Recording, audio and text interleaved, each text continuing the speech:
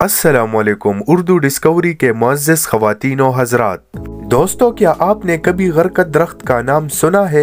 ये एक ऐसा दरख्त है जिसकी काश्त को बढ़ाने के लिए दुनिया भर के यहूदी बेचैन है और इस दरख्त को उगाने और बचाने की मुहिम चला रहे हैं। आखिर ये दरख्त है क्या और क्यों इसकी काश्त के लिए दुनिया भर के यहूदी सख्त मेहनत कर रहे हैं? इस दरख्त को शैतानी दरख्त क्यों कहा जाता है? आप सल्लल्लाहु अलैहि वसल्लम ने इसे काटने का हुक्म क्यों दिया? आइए जानते हैं अपनी आज की वीडियो में। वीडियो का बाकायदा आगाज करने से पहले नए आने वाले दोस्तों से दरख्वास्त है कि चैनल को सब्सक्राइब करके बेल आइकन को दबाएं ताकि हमारी हर वीडियो की नोटिफिकेशन आप तक बआसानी पहुंचती रहे। दोस्तों, गरकत एक जंगली दरख्त है जो कि खारदार जाड़ी की सूरत में होता है। यह दरख्त 4 से 5 फीट ऊंचा होता है, जबकि इसराइल और अफ्रीका में पाए जाने वाले गरकत दरख्त की ऊंचाई इससे लंबी और घनी होती है।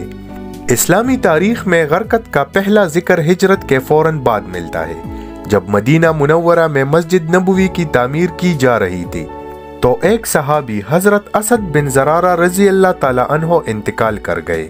रसूलुल्लाह सल्लल्लाहु अलैहि वसल्लम ने उनको दफनाने के लिए जिस जगह का इंतखाब किया वो बकियल गरकत कहलाती थी।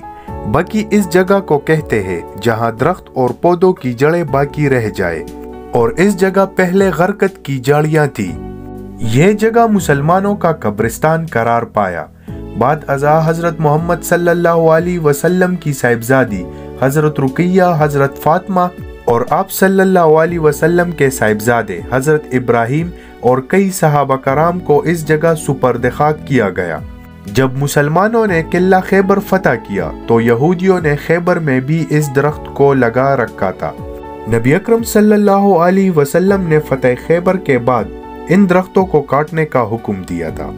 हजरत उमर रजी अल्लाह ताला अन्हो के दौरे खिलाफत में यहूदियों को अरब से निकालकर इराक और शाम में बसा दिया गया और खैबर के जमीनों के बदले उन्हें दूसरे मकामात पर जमीनें दे दी गई। हजरत उमर रजी अल्लाह ताला अन्हो के दौरे खिलाफत के आखिर तक इस दरख्त का अरब से मुकम्मल सफाया हो चुका था, लेकिन फिर बाद में आने वाले खलीफा और बादशाहों ने यहूदियों को उनके मुकामात पर गरकत की काश्त करने की इजाजत दे दी जहां वो आबाद थे। अब सवाल ये उठता है कि मोहम्मद सल्लल्लाहु अलैहि वसल्लम ने खसूसन गरकत को काटने का हुक्म क्यों दिया था, जबकि कुरान व हदीस में शजरकारी यानी पेड़ पौधे लगाने को सदका जारिया माना जाता है। सही बुखारी के मुताबिक रसूलुल्लाह सल्लल्लाहु अलैहि वसल्लम ने फरमाया, जो मुसलमान भी दरख्त लगाए या खेती बाड़ी करे और इसमें परिंदे, इंसान और जानवर खाए तो वो इसके लिए सदका है। इसके अलावा जंग के दौरान नबी पाक सल्लल्लाहु अलैहि वसल्लम ने सिपाहियों को ये ताकीद की थी कि रास्ते में आने वाले किसी भी पेड़, कलियान या खेत को ना काटा जाए और ना नुकसान पहुंचाया जाए। शजरकारी की इतनी फजीलत होने के बावजूद आप सल्लल्लाहु अलैहि वसल्लम ने गरकत को काटने का हुक्म क्यों दिया था? दरअसल ये दरख्त यहूदियों का पासबान है और करब कयामत में इस दरख्त का एक अहम रोल होगा। लिहाजा हजरत अबू हुरैरा रजी अल्लाह ताला अन्हो से रिवायत है कि रसूलुल्लाह सल्लल्लाहु अलैहि वसल्लम ने फरमाया, कयामत कायम ना होगी यहाँ तक के मुसलमान यहूदियों से जंग करेंगे और मुसलमान उन्हें कत्ल करेंगे। यहाँ तक के यहूदी पत्थर या दरख्त के पीछे छुपेंगे तो पत्थर या दरख्त कहेंगे, ए मुसलमान, ये यहूदी मेरे पीछे है, आओ और इसे कत्ल कर दो, सिवाय शजर गरकत के, क्योंकि वो यहूदियों के दरख्तों में से एक दरख्त है। यही वजह है कि मुफस्सिरीन ने गरकत के दरख्त को शजर यहूदी, गूंगा दरख्त और दज्जाल का साथी भी करार दिया है। इस दरख्त को ईसाई किताबों में खासकर इंजील में शैतानी कुव्वतों का दरख्त भी कहा जाता है। वाज़ेह रहे कि यहूदी कौम अपनी मजहब से ज्यादा इस्लाम की सच्चाई पर यकीन रखते हैं।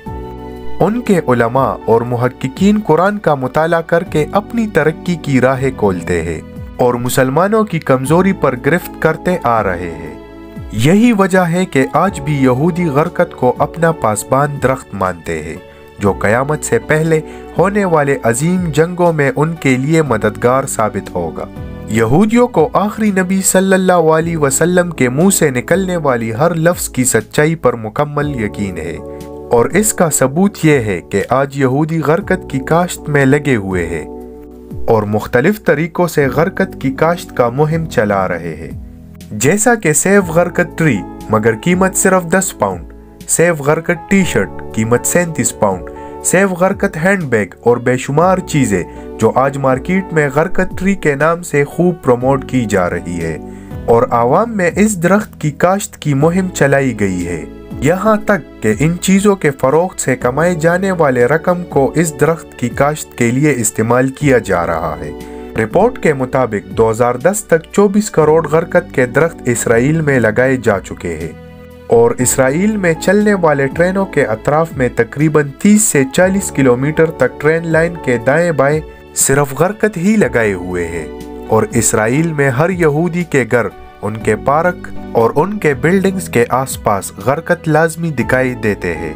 فلسطینی علماء کرام کا کہنا ہے کہ بالخصوص اسرائیل میں بڑے پیمانے پر غرقت لگا کر یہودیوں نے نبی کریم صلی اللہ علیہ وسلم کی پیشگوئی کا وقت قریب کر دیا۔ خیبر میں شکست کھانے کے بعد سے اب تک ان کے پاس نہ کوئی ملک تھا نہ ہی فوج، لیکن 20ویں صدی میں انہوں نے پہلی بار فلسطین پر قبضہ کر کے اسرائیل کی بنیاد رکھی، لہٰذا اب وہ اپنی رہائشی علاقے میں اس درخت کو خوب کاشت کر رہے ہیں، کیونکہ دجال کا خاتمہ بھی بیت المقدس میں ہونا ہے اور یروشلم شہر قیامت میں جنگوں کا مرکز ہوگا، اسی لیے یہودیوں کو اس درخت کی شدید ضرورت اپنے علاقوں میں ہے۔ مارکیٹ میں آج غرقت کو مزید مشہور کرنے اور عام کرنے کے لیے غرقت کے درختوں والی تصویروں کی ٹی شرٹ، ٹوپیاں، پرفیوم، بیگز اور دیگر چیزیں فروخت کی جا رہی ہے۔ اگر اس غرقت لوگو والے ٹی شرٹ کو غور سے دیکھیں تو اس میں ایک مرد اور ایک عورت غرقت درخت کے پیچھے چھپے ہوئے نظر آتے ہیں، جو اس تھیوری کو اور بھی زیادہ مضبوط بناتی ہے کہ غرقت کو آخر انٹرنیشنل لیول پر کیوں پروموٹ کیا جا رہا ہے اور یہودی نبی کریم صلی اللہ علیہ وسلم کی حدیث سے کتنی واقفیت رکھتے ہیں۔ جیوش نیشنل فنڈ USA میں آنے والے ان تمام رقم کو غرقت کے درخت کو لگانے پر استعمال کیا جاتا ہے۔ اس تنظیم کا مقصد ہی دنیا بھر سے چندہ جمع کر کے اس رقم کو درخت لگانے پر خرچ کرنا ہے۔ اسرائیلی وزیر اعظم نے بھی 1999 میں خود اس درخت کو لگا کر غرقت کی کاشت پر قومی سطح پر زور دیا ہے۔ یہود و نصارہ آج آخری نبی صلی اللہ علیہ وسلم پر ایمان نہ لانے کے باوجود آپ صلی اللہ علیہ وسلم کے ہر الفاظ اور پیشن گوئیوں پر پختہ یقین رکھتے ہیں۔ بحیثیت مسلمان آج ہمیں خود کو دیکھ کر سوال کرنا چاہیے کہ ہم محمد صلی اللہ علیہ وسلم پر ایمان لانے اور ان کے امتی ہونے کے باوجود آپ کی احادیث و تعلیمات پر عمل پیرا ہے۔ ہمیں چاہیے کہ ہم دین اسلام کی تعلیمات اور روشنی کے چلتے کافروں، یہودیوں اور دجالی فتنوں سے آگاہ رہے اور حالات حاضرہ سے باخبر رہے۔ تو جی خواتین و حضرات، آج کی ویڈیو آپ کو کیسی لگی کمنٹ کر کے ہمیں بھی ضرور بتائیے گا۔ آپ سے ملاقات ہوتی ہے اگلی ویڈیو میں، تب تک اپنا ڈھیر سارا خیال رکھیے گا۔